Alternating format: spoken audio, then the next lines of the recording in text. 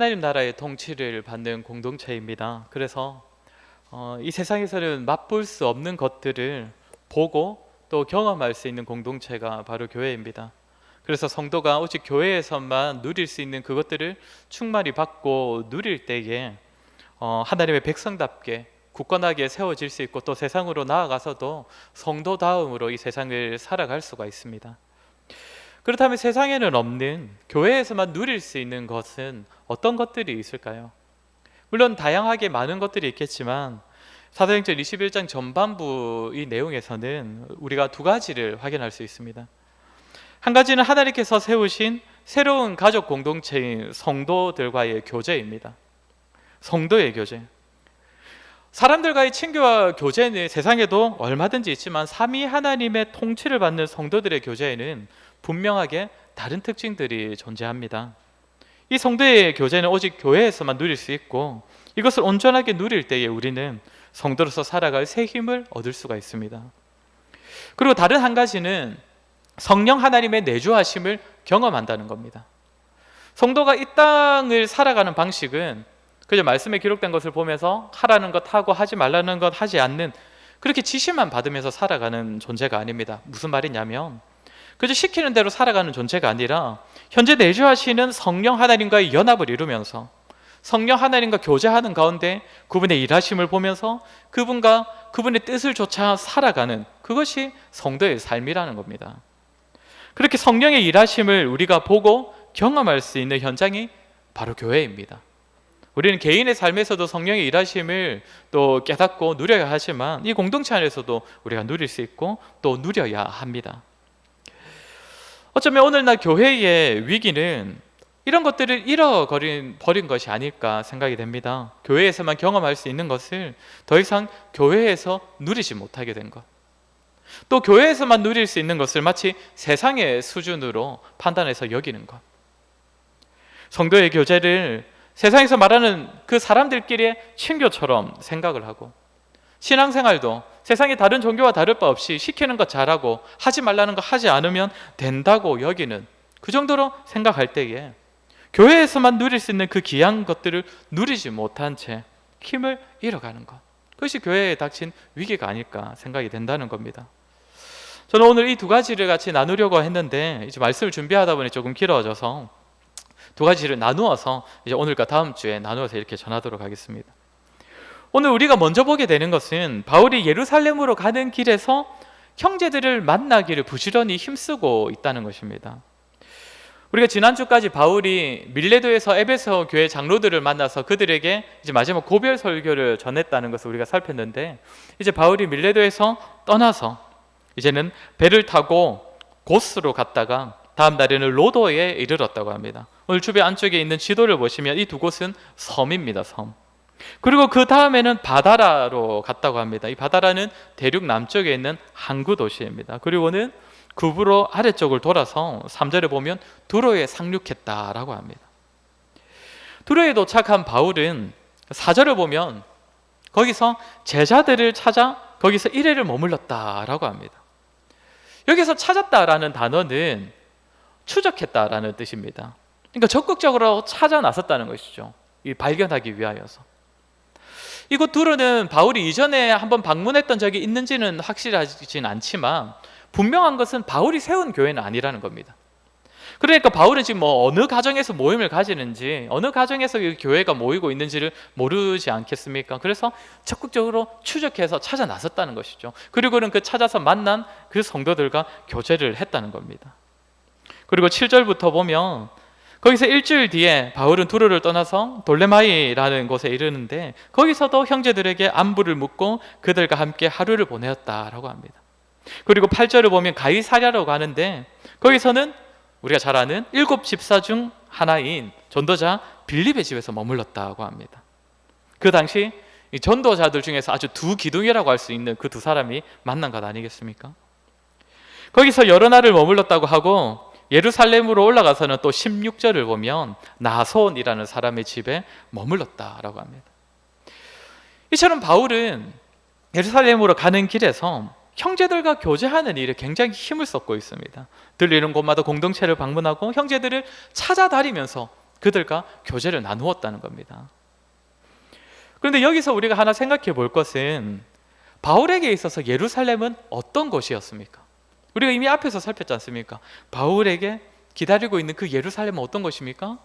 결박과 환란이 기다리는 곳입니다. 바울도 그 사실을 잘 알고 있었지 않습니까? 각 성마다, 자기가 사역하는 각 성마다 성령께서 그 말씀을 들려주셨다고 했습니다. 너가 예루살렘에 가면 환란을 받을 것이다, 결박당할 것이다. 성도 여러분, 만약 우리가 이런 예루살렘 방문을 앞두고 있는 바울이라면 이 시기에 예루살렘으로 올라가는 길에 우리는 어떤 시간들을 보낼까요? 마지막이 될지도 모르는 그 순간, 아마도 많은 사람들이 이런 경우에 자기 연민에 빠지고 날 것입니다. 뭔가 조용히 혼자서 시간을 보내면서 뭔가 우울한 마음을 느끼기도 하고. 사도행전 전체 구성을 보면 전체가 28장으로 되어 있는데 아시다시피 앞부분은 베드로를 중심으로 이야기가 진행이 됩니다. 그러다가 고넬료 사건 이후로는 베드로는 이제 보이지 않고 바울 중심으로 나머지 사도행전 이야기가 진행이 됩니다.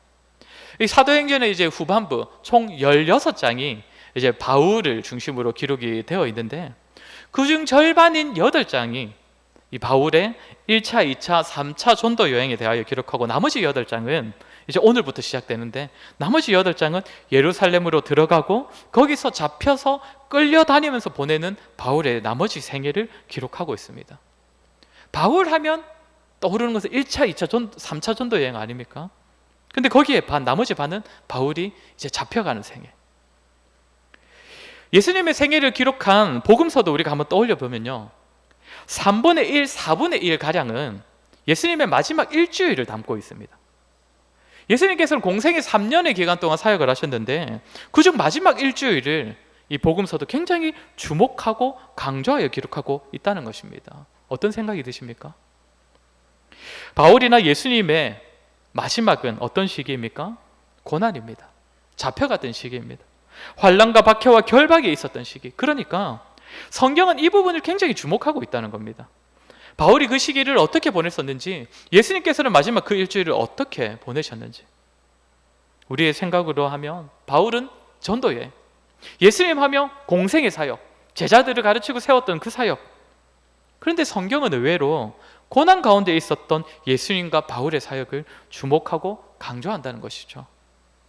오늘 보면 사도행전 21장부터 이제 전도여행을 마치고 고난을 받으러 예루살렘으로 올라가는 바울에 대한 기록으로 이제 시작하고 있는데 성경도 이것을 주목하는데 이때 우리가 먼저 확인할 수 있는 바울의 모습은 곧 있을 고난 앞에서 자기 연민에 빠지지 않고 자신의 어떤 것을 준비하는 것이 아니라 형제들과의 교제, 성도의 교제에 굉장히 힘을 쏟고 있다는 것입니다. 왜 그랬겠습니까? 당연히 현재 바울 자신에게 있어서 이 성도의 교제가 너무나 필요하다고 여겨졌기 때문일 것입니다. 교회가 가진 무기라고 한다면, 그러니까 성도가 이 세상을 이길 무기라고 한다면 그 무기가 두 가지 있다라고 한다면 하나는 말씀이고 다른 하나는 공동체라고 할 수 있습니다. 우리가 이 사실을 사실 앞에서 다 확인하지 않았습니까? 바울이 에베소 장로들에게 설교하면서 이들에게 양떼를 부탁한다라고 하면서 어떤 말을 했습니까? 먼저는 당신들이 보살펴라, 당신들이 양들을 치라. 이 메시지는 장로들에게만 해당되는 메시지가 아니라고 했지요. 모든 성도가 이 일을 위하여 부름받은 줄 알고 서로가 서로를 돌보아야 한다, 보살펴야 한다고 했습니다. 공동체를 말했습니다. 그리고 또 하나 바울이 말한 것이 무엇입니까? 내가 여러분을 주와 및 그 은혜의 말씀에 부탁한다. 은혜의 말씀을 의지해야 된다는 것입니다. 이렇게 하나님으로부터 오는 분명한 메시지인 말씀과 또 이 메시지, 이 말씀대로 살아가는 나의 삶이 틀리지 않았다는 사실을 공동체의 동력자들과의 교제를 통하여서 확인할 때에 성도는 믿음의 여정을 계속할 수 있는 힘을 얻는 것입니다. 그중 오늘 우리가 보게 되는 바울의 모습은 형제들과의 교제, 성도의 교제에 힘쓰고 있는 모습이라는 겁니다. 우리가 성도의 교제에 힘쓰지 않는 이유가 무엇입니까? 물론 굉장히 노력하게 힘쓰는 분도 계신 줄 알지만 많은 경우 이 성도의 교제가 우리에게 얼마나 큰 힘이 되는지, 얼마나 큰 위로가 되는지를 모르기 때문에 성도의 교제에 힘을 쏟지를 않습니다. 우리가 살면서 큰 어려움과 환난을 만날 때에 이 성도의 교제를 통해 그 어려움들을 능히 헤쳐나갈 힘을 얻을 수 있고 위로를 받을 수 있다는 확신이 있다면 당연히 성도의 교제에 힘을 쓸 것입니다. 그러나 많은 경우 성도의 교제가 참 귀하고 좋고 필요하다는 것은 알지만 정작 지금 내가 안고 살아가고 있는 문제 앞에서는, 지금 내가 겪고 있는 문제, 그 어려움 앞에서 이것은 일단 중요한 것이 아니고, 성도의 교제는 시간 나면 하는 것, 여건 맞으면 하는 것, 어차피 또 만날 그 주일에 만나서 하면 되는 것, 그러니까 당장 내 문제가 급할 때는 잠시 미뤄두어도 괜찮은 것이다 라고 여기기 때문에 힘쓰지 않는 경우가 참 많다는 것입니다. 그렇다면 성도의 교제에 어떠한 특별함이 있기 때문에 바울은 이 순간에, 예루살렘을 올라가는 이 순간에 이렇게 힘을 쏟았던 것일까요? 5절을 보면 바울은 일주일을 두로 성도들과 교제하고 두로를 떠났는데, 그때 두로 성도들의 모습이 어떠했다고 합니까? 우리 5절을 우리 한번 같이 읽어보겠습니다. 5절입니다. 시작. 이 여러 날을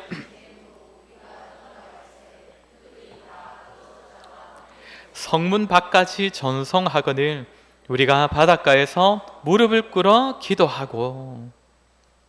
좀 전에도 말씀드렸다시피 바로가 두로에 머물렀던 시간은 일주일입니다. 그리고 두로는 바울이 세운 교회가 아닙니다. 아마도 스데반 박해 때에 흩어졌던 유대인들이 이 두로에도 가서 교회를 세웠을 것입니다.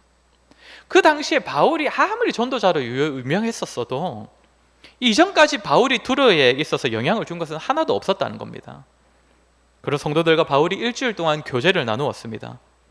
그러고 나서 보인 모습이 어떠했다고 합니까? 바울이 떠날 때에 그들이 다 그 처자와 함께, 그러니까 온 가족이 나왔다는 것이죠. 성문 밖까지 전송하고 또 바닷가에서, 그러니까 헤어질 때에 다 무릎을 꿇고 기도했다라고 합니다. 이런 모습은 단지 두로 교회 성도들이 착하고 예의가 있어서 보인 모습이 아닙니다. 제가 지난 설교 때 다루지 않았던 본문이 있는데, 바울이 에베소 교회 장로들에게 고별 설교를 한 그 설교를 마치고 난 이후의 광경입니다. 잠시 앞에 20장 36절을 잠시 보시면 이 말을 한 후 무릎을 꿇고 그 모든 사람들과 함께 기도하니. 오늘 본문과 상당히 비슷한 모습 아닙니까? 함께 모여서 이제 작별을 앞두고 모여서 같이 무릎을 꿇고 기도하였다. 게다가 이 에베소 장로들도 바울을 만나기 위해서 어디까지 왔습니까? 바울이 에베소에 들렸던 것이 아니지 않습니까? 에베소보다 자그마치 40km 멀리 떨어져 있는 밀레도에서 잠시 나보러 와라 했는데 에베소 장로들이 다 몰려왔습니다. 그래서 바울의 마지막을 만나면서 그렇게 작별을 했다는 것입니다. 그런데 에베소는 바울이 3년이나 사역을 했던 것입니다. 그런데 오늘 본문에 들어는요, 일주일입니다. 그런데 바울을 대하는 성도의 모습은 에베소나 두로나 다르지 않았다는 것입니다. 무엇을 보여줍니까? 참된 성도의 교제가 이루어질 때, 짧은 시간을 보내더라도 진실된 성도의 교제가 있을 때에 어떤 일이 일어나는가를 잘 보여주는 것입니다. 비록 함께 보낸 시간이 좀 짧아도, 인간적으로는 아직 상대를 깊이 알지 못해도 한 성령을 가진 성도들이기에 육의 교제만이 아니라 영적인 교제를 나누는 것이 성도의 교제이기 때문에 비록 보낸 시간이 짧아도 깊이가 있고, 인간적으로는 아직 잘 몰라도 누구보다 가깝게 느껴지고, 그래서 고난 받으러 가는 그 바울을 보내기 아쉬워하고 울면서 작별하고 함께 기도하게 되는 그런 끈끈한 열합이 일어나는 것이, 그것이 성도의 교제라는 것입니다. 이런 교제는 결코 세상에서는 누릴 수 없는 교제입니다. 오직 한 성령으로 부름받은 자들, 동일한 말씀으로 동일한 하나님을 믿는 신앙 공동체에서만 가능한 교제입니다. 세상에서 맺는 관계는 정말 시간이 많이 필요합니다. 왜 그렇습니까? 호불호를 따지기 때문입니다. 내가 가까이 해도 될지, 내가 가까이 했다가 내가 오히려 더 손해보거나 상처받지 않을지 따져볼 시간들이 많이 필요하기 때문입니다. 그러나 성도의 교제는 그러한 시간적인 한계들, 조건들, 때로는 인간적인 불안함들까지도 다 뛰어넘는 그런 특별함이 있다는 것입니다. 물론 믿는 사람들 안에서도 서로에게 다가갈 때 가까워지기에 시간이 좀 많이 필요한 사람들이 있습니다. 저는 이런 성향이 잘못되었다는 말씀을 드리는 것이 아니라, 그래도 성령으로 말미암는 교제가 우리 안에서 이루어질 때에 그런 시간적인 한계들, 불편함과 어색함도 충분히 뛰어넘을 수가 있다는 말씀을 드리는 것입니다. 저는 지난 목요일에 이틀 동안 그 부산에 있는 한 교회 청년부 수련회를 인도하고 왔습니다. 이 대학생들보다는 조금 나이가 많은, 그러니까 20대 중반, 후반부터 이제 30대 초반 정도 되는 이 젊은 직장인들을 대상으로 하는 수련회에서 가서 이렇게 말씀을 전하고 왔는데, 제가 10년 넘게 청년 사역을 했으면서도 오랜만에 이렇게 하려고 하니까 굉장히 설레기도 하고 굉장히 많이 떨리더라고요. 설교를 시작하는 시간이 언제였냐면 밤 9시 반이었습니다. 상당히 늦었죠. 직장인들이 다 퇴근하고 오다 보니까 아마 그렇게 늦게 시작한 것 같습니다. 제가 10시 반 넘어서까지 말씀을 전했습니다. 아마 상당히 피곤하지 않았겠습니까? 그런데 너무 참 잘 듣더라고요. 그래서 정말 다른 사적인 대화를 해본 적도 없는데, 저는 설교를 하고 그들은 설교를 듣고 있는 것만 하고 있지만 그 안에서 참 뭔가 말씀으로 성도의 교제가 이루어지고 있다는 것이 참 느껴졌습니다. 저도 정말 열심히 전했지만 참 그 친구들도 정말 열심히 듣고, 그래서 저는 처음 보는 친구들이지만, 그리고 앞으로 이제 웬만하면 볼 일이 없을 친구들이지만 참 말씀 안에서 또 성령 안에서 참 가깝다, 그 순간만큼 참 가깝다, 이렇게 느껴졌습니다. 뭐 저만 그렇게 느꼈을 수도 있는데 제가 볼 땐 그 친구들도 좀 그렇게 느끼는 것 같았습니다. 사랑하는 성도 여러분, 성도의 교제엔 세상에서는 결코 맛볼 수 없는 특별함이 있습니다. 시간을 뛰어넘고 상대방을 얼마나 아는지, 그 사람이 나와 얼마나 잘 맞는지, 그런 경험들 다 뛰어넘어 하나됨을 누리고 서로를 가깝다고 여기게 되는 그런 친밀함을 성도의 교제에서는 맛볼 수가 있습니다.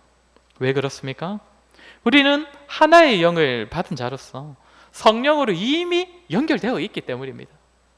그 성령을 의지하면서 성령을 따라 행하면 저와 여러분들도 성도의 교제 가운데 사람의 조건들, 한계들을 뛰어넘는 성도의 교제를 맛볼 수가 있다는 것입니다. 바울이 갈라디아서에서 육신의 소욕을 따라 살지 말고 성령을 따라 행하라고 권면하면서 예를 들어 말해주는 것이 무엇이냐면 우리가 잘 아는 성령의 9가지 열매입니다. 성령을 따라 행하는 삶의 구체적인 방식, 예시가 성령의 9가지 열매라는 것입니다. 제가 예전에 갈라디아서 설교하면서 설교를 했었는데, 하나님을 가까이 함으로써 처음 말하는 3가지, 사랑, 희락, 화평을 누리게 되면 이제는 다른 사람과의 관계에 있어서 그 다음에 나오는 3가지가 나타난다, 시작된다고 했습니다. 뭡니까? 오래 참음, 자비, 양선. 그러니까 이렇게 성령을 따라 행할 때에 그냥 자신의 육신의 힘으로 사람을 사랑하는 것이 아니라 성령의 도우심으로 이웃을 사랑하되, 그를 사랑하기 위하여서 종노릇까지 하게 되는 그 이웃 사랑을 실천할 수 있게 되는 것이고, 이렇게 참된 이웃 사랑으로부터 시작되는 성도의 교제, 세상에서는 결코 맛볼 수 없는 시간과 조건과 한계를 뛰어넘는 성도의 교제를 누리게 되는 것입니다. 바울은 이러한 성도의 교제를 이미 잘 알고 또 많이 맛보았겠지만 고난의 여정을 시작할 때 다시 한번 이 교제를 힘쓰고 있습니다. 이 성도들만의 특별함이 있고 참된 이웃 사랑이 있고 참 위로와 하나됨이 있는 성도의 교제의 자리를 찾았다는 것입니다. 사랑하는 성도 여러분, 우리 교회에도, 저와 여러분의 삶에도 이러한 성도의 교제가 풍성히 있기를 간절히 바랍니다.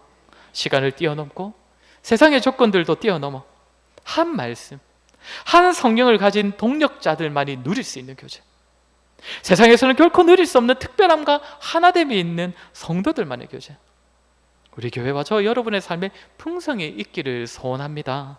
그래야 우리 모두도 힘들고 어려운 순간에 성도들을 찾고 교제의 자리를 찾아서 이 교제를 통해 더욱 힘을 얻고 확신을 얻게 되는 그런 삶을 살아가는 저와 여러분 되기를 간절히 소원합니다. 하나만 더 살피겠습니다. 성도의 교제에만 있는 또 하나의 특별함입니다. 바울이 이제 두로를 떠나서 돌레마이에서도 형제들과 교제하고 가이사랴에서 빌립을 만나서 교제했다라고 합니다. 이 내용이 뒤에 더 있지만 이제 그것은 다음 주에 다루고, 바울은 빌립을 만나서 다른 성도들과 하던 그 교제를 빌립과도 함께 나누었다라고 합니다. 혹시 여기까지만 듣고도 성도의 교제에만 있는 특별함이 뭔가 느껴지시는 분 계십니까? 빌립은 어떤 사람입니까? 여기서 8절에서 빌립을 전도자라고 소개를 합니다. 왜 그렇게 말하겠습니까? 기억나실 텐데 사마리아 지역에 처음으로 복음을 전했던 자가 이 빌립입니다. 그리고 에디오피아 내시를 만나서 그에게 복음을 전했던 자도 이 빌립입니다. 그렇게 사도행전 1장 8절 말씀 다들 아실 텐데, 오직 성령이 너희에게 임하시면 너희가 권능을 받고 예루살렘과 온 유대와 사마리아와 땅끝까지 이르러. 그러니까 여기서 유대 넘어서 사마리아에 복음을 전하는 데에 그 문을 연 사람이 빌립이었고, 당시로 치자면 땅끝이라고 할 수 있는 에디오피아, 그러니까 이방 지역에 또 처음으로 복음 전하는 그 문을 열었던 사람이 바로 빌립이라고 할 수 있습니다. 그러니 성경은 이 빌립을 전도자라고 표현한다는 겁니다. 그런데 성도 여러분, 이 빌립이 어떤 사건을 계기로 사마리아와 땅끝에 복음을 전하는 전도자가 되었습니까? 본래 빌립은 7집사였지 않습니까? 7집사. 예루살렘 교회를 섬기는 사람이었습니다. 그랬는데 스데반의 순교 사건 때에 흩어진 신자들이 많았는데, 그때에 빌립 역시도 예루살렘을 떠나서 사마리아로 가게 되었던 것입니다. 그런데 그 스데반이 순교할 때에 성경에서 직접적으로 언급하지는 않지만 그 스데반의 옷을 맡아두었던 사람, 그 스데반의 순교, 스데반을 죽이는 일에 앞장섰던 사람이 누구입니까? 사도 바울입니다. 회심하기 전 바울, 그 사울, 신자들을 잡아 죽이고 그들이 죽임 당하는 것을 마땅하다고 여기며 살았던 그때의 바울입니다. 그렇다면 빌립에게 있어서 사도 바울은 어떤 자입니까? 예루살렘 교회에서 처음으로 함께 그 임명받았던 7집사, 가장 먼저 이름이 나오는 사람이 스데반이고 두 번째 이름이 빌립입니다. 그러니까 빌립 입장에서는 정말 함께 임명받아서 처음으로 세워진 집사들 중에서 함께 힘써가지고 함께 교회를 세우기 위해서 힘을 썼던, 어쩌면 자신과 가장 가까웠던 동력자인 스데반, 그 스데반을 죽인 사람이 바로 이 바울이라는 것입니다. 이런 두 사람이 지금 빌립의 집에 만나서, 빌립의 집에서 만나 함께 머물며 성도의 교제를 가지고 있는 것입니다. 시간은 스데반의 사건으로부터 대략 20년이 흐른 뒤입니다. 물론 시간은 제법 흘렀지요. 그러나 우리가 잘 알듯이 마음에 맺혀있는 그 원수 같은 사람, 나로 하여금 원망과 분을 품게 했던 그 사람에 대한 그 감정이 시간이 흐른다고 쉽게 없어지지 않는다는 걸 우리가 잘 알고 있지 않습니까? 그러나 오늘 빌립과 바울은 한 성령으로 부름받은 자들, 이제는 둘 다 정말 목숨을 바쳐 각자 자리에서 전도자의 삶을 살아가고 있는 주 안에서 동력자 된 자들이기 때문에 모든 장애와 장벽을 허물고 그런 것까지도 다 이기는 성도의 교제를 지금 이루어가고 있다는 것입니다. 성도의 교제가 오랜 시간을 보내지 않았다는 이유로 친해지지 못하거나, 아니 시간을 오래 보내었어도 가까워지지 못하는 그런 피상적인 교제만으로 이루어지는 그런 성도의 교제도 문제이지만, 상처를 극복하지 못하는 성도의 교제도 사실 문제입니다. 한번 부딪혔던 경험이 성도의 교제에 있어서 장벽이 되어서 더 이상은 가까워지지 못하고, 어차피 교회에는 다른 성도들도 많이 있으니 한번 틀어진 사람과는 더 이상 교제 안 하게 되는 그런 모습은 온전한 성도의 교제가 아니라는 것입니다. 참된 부부의 연합이 무엇입니까? 상대방의 좋은 부분들, 장점들만 받아내는 것입니까? 그렇지 않지요. 사람이기 때문에 가지고 있는 그 연약함과 한계들과 단점들까지, 때로는 나를 아프게 하는 그 가시 같은 그런 성품까지도 다 받아내는 것이 부부의 연합 아닙니까? 주 안에서 성령으로 하나 되어 새로운 가족 공동체가 된 성도의 공동체 역시 그래야 된다는 것입니다. 아니, 그럴 수 있다는 것입니다. 성령을 따라 행하면요. 성령의 열매에서 사람들에게 다가가는 모습이 어떠하다고 했습니까? 오래 참음, 자비, 양선. 우리가 성령을 힘입어서 상대를 사랑하고 교제하고자 할 때 우리는 오래 참게 됩니다. 원수와 같은 자까지도 우리가 참아낼 수 있게 됩니다. 그리고 자비의 마음을 품게 됩니다. 상대방의 악한 면들, 약한 면들을 보면서 분을 품는 것이 아니라 불쌍히 여기고 긍휼히 여기는 마음을 품게 됩니다. 나아가 양선, 선으로 그 사람을 대하게 됩니다. 나에게 악으로 대하는 자까지도 선으로 대하게 된다는 것입니다. 이것이 우리가 성령을 따라 행할 때에 우리에게서 나타나는 모습이기 때문에 성령 안에서 교제하는 성도의 교제에 있어서도 원수까지도 품어내는 교제가 가능하다는 것입니다. 사랑하는 성도 여러분, 성도와 교제하실 때에 절대로 쉽게 다른 사람을 포기하지 마시기 바랍니다. 나에게 상처 준 사람, 나에게 악하게 대한 사람, 나를 손해보게 한 사람, 그런 사람들을 보시면서 아이고 내가 교제할 사람이 저 사람뿐인가? 그런 말로 쉽게 포기하지 마시기 바랍니다. 자기 자신에 대하여서도 쉽게 포기하지 마시기 바랍니다. 아유 나는 성격상 도무지 저 사람은 못 품는다. 나는 저 사람 도무지 감당 못한다. 아니요. 우리가 감당하는 것이 아닙니다. 우리가 성령을 따라 행할 때에 감당할 수 있게 하십니다. 우리가 성령을 따라 행할 때에 주님 안에서 사랑과 희락과 화평을 누리고 오래 참음과 자비와 양선을 힘쓸 때에 우리도 할 수 있습니다.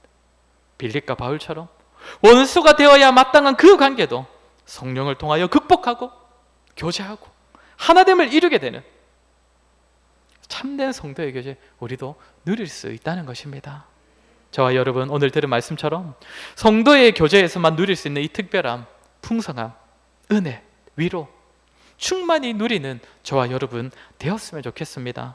성령을 따라 행하기를 힘쓰므로써 시간과 조건이 문제되지 않고 원수된 관계도 뛰어넘는 성도의 교제를 누리고 그리하여 그 성도의 교제를 통하여 그 어떤 어려움과 근심 가운데서도 힘과 위로를 얻는 그러한 참된 성도의 교제가 충만한 저와 여러분의 삶 그리고 우리 사천 온누리 교회가 되기를 주의 이름으로 간절히 소원합니다.